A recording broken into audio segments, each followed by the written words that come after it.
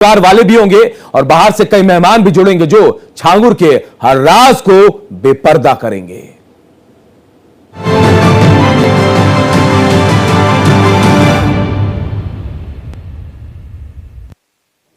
तो छांगुर की कहानियां देश दुनिया जान रही है कि कैसे उसने मुस्लिम देश बनाने की कोशिश की और इसके लिए हिंदू बहनों को कैसे धर्मांतरण का शिकार बनाया। एक दो नहीं, हजारों ऐसे लोग हैं जो उसके शिकार बने और इसके लिए कहां से फंडिंग हुई?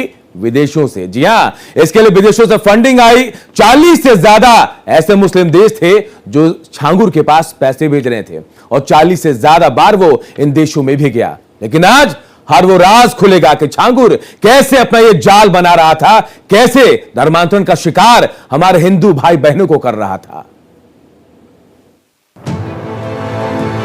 धर्मांतरण का चक्रव्यूह रचकर मासूम लड़कियों को फंसाने और धर्म बदलवाकर करोड़ों की फंडिंग पाने वाले छांगुर के पापों का हिसाब हो रहा है। जिन लड़कियों का छांगुर ने धर्म परिवर्तन करवाया, अब उनके घर वाले एक एक कर सामने आ रहे हैं। कोई अपनी बेटी की तस्वीर दिखा रहा है तो कोई मोबाइल में वीडियो दिखा रहा है। ये वो सबूत हैं जो धर्मांतरण पर छांगुर के कारनामे का खुलासा कर रहे हैं कि कैसे छांगुर ने नीतू को नसरीन बनाया और अपनी मंडली में शामिल किया और कैसे नीतू छांगुर के गैंग में शामिल होकर हिंदू लड़कियों को मुसलमान बनवा रही थी। कैसे बदर सिद्दीकी लड़कियों को अपनी जाल में फंसाता था और उन हिंदू लड़कियों का धर्मांतरण करने के बाद उनकी आवाज सुनाकर विदेशों से फंडिंग हासिल करता था।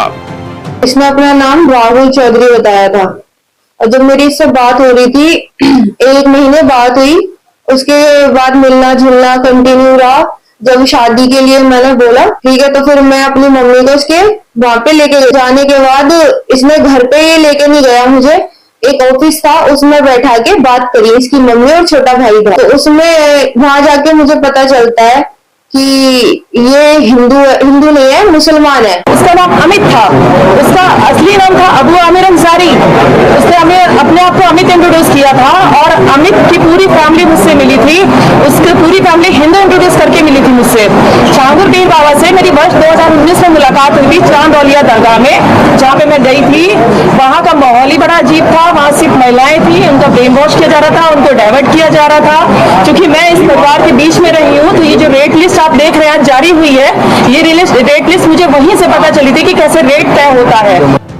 जलालुद्दीन उर्फ छांगुर ने अपने अपराध के साम्राज्य को विस्तार देने के लिए और कानून की नजरों से बचने के लिए वो सब कुछ किया जो उसकी खुरापाती दिमाग कर सकती थी। एटीएस की जांच जैसे जैसे आगे बढ़ रही है, छांगुर के नेटवर्क की परतें खुलती जा रही हैं। छांगुर की साजिशों का पर्दा उठता जा रहा है।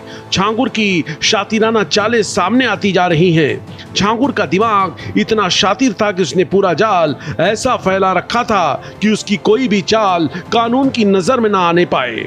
फिर चाहे वो धर्म बदलने की साजिश हो या फिर विदेश से फंडिंग हासिल करना हो या फिर लड़कियों को बहलाने फुसलाने की साजिश हो या फिर लोगों को डराना धमकाना।